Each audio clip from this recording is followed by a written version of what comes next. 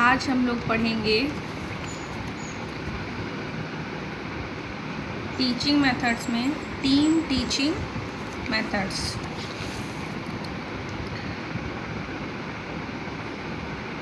इस विधि को हिंदी में टोली शिक्षण या दल शिक्षण विधि कहते हैं।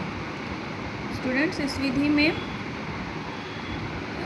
सबसे पहले तो हम बात करते हैं कि इस विधि की शुरुआत सन 1955 1955 ईस्वी में हार्वर्ड विश्वविद्यालय, जो कि अमेरिका में है, अमेरिका के हार्वर्ड विश्वविद्यालय से हुई थी। और उसके बाद 1960 ईस्वी में इस विधि को और डेवलप करने का या और आगे बढ़ाने का कार्य जे फ्रीमैन ने किया। ठीक है, आइए हम लोग देखते हैं इसके फर्स्ट पॉइंट को। पहला पॉइंट है, 2 or more teachers in teaching process at the same time class subject is called team teaching method। इस विधि में 2 या 2 से अधिक शिक्षक एक ही समय में एक ही क्लासरूम में एक ही सब्जेक्ट को पढ़ाते हैं तो शिक्षण की इस प्रकार की विधि दल शिक्षण विधि या टीम टीचिंग मेथड कहलाती है। इस विधि का एक फ़ायदा ये है कि इस विधि में क्लास डिसिप्लिन मेंटेन रहता है, क्योंकि स्टूडेंट्स के एक लार्ज समूह को, एक बड़े ग्रुप को 2 या 2 से अधिक शिक्षक मिलकर शिक्षण कार्य करते हैं। In team teaching learning element increase.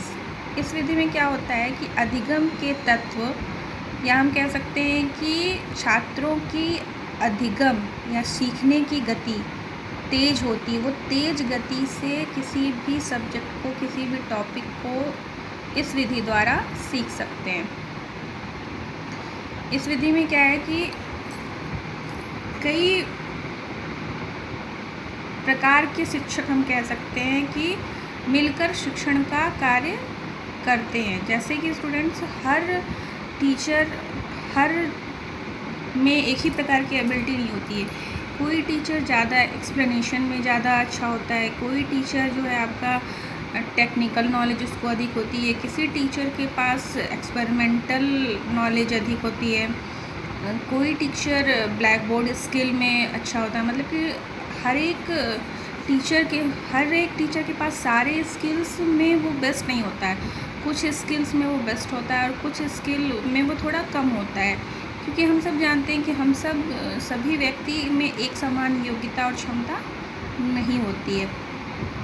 तो इस विधि में एक ही क्लासरूम को कई टीचर्स मिलकर पढ़ाते हैं और अपनी अपनी स्किल एबिलिटी के अकॉर्डिंग वो काम करते हैं। जैसे कि जिस टीचर की एक्सप्लेनेशन अच्छी है वो एक्सप्लेन का काम करता है, जिस टीचर को टेक्निकल नॉलेज अधिक है तो वो वहाँ पर टेक्निकल वर्क अधिक करता है। एक्सपेरिमेंटल नॉलेज जिसके पास अधिक है वो एक्सपेरिमेंटल वर्क करता है।